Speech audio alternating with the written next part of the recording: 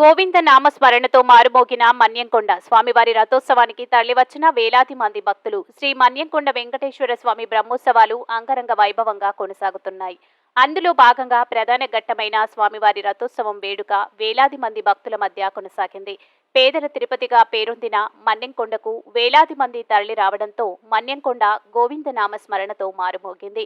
స్వామివారి రథోత్సవం సందర్భంగా Mahbubnagar MLA NM Srinivasa Reddy, collector Ravi Nayak, దేవాలయ కమిటీ సభ్యులు, ధర్మకర్తలు, మున్సిపల్ చైర్మన్ ఆనంద్ గౌడ్ ప్రత్యేక పూజలు నిర్వహించారు. రథోత్సవం సందర్భంగా ఎలాంటి అవాంఛనీయ సంఘటనలు చోటు చేసుకోకుండా జిల్లా పోలీసు యంత్రాంగం భారీ బందోబస్తు ఏర్పాటు చేసి ప్రశాంతంగా రథోత్సవం ముగిసేలా చర్యలు తీసుకున్నారు.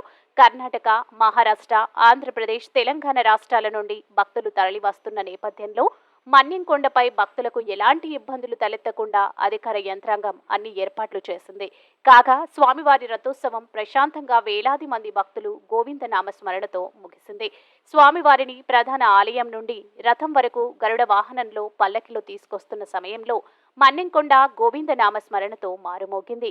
స్వామివారి రథాన్ని ఎమ్మెల్యే ఎన్ఎం శ్రీనివాసరెడ్డితో పాటు పలువురు ప్రముఖులు ముందుకు లాగారు.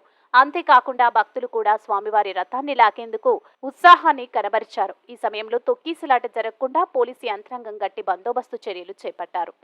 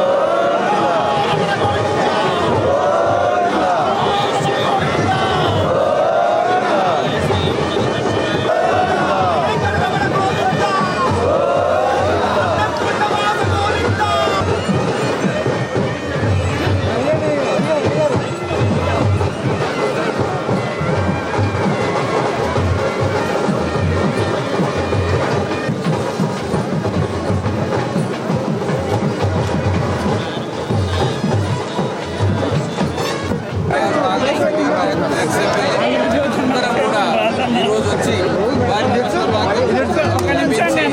ఈ రకాన్ని లాగే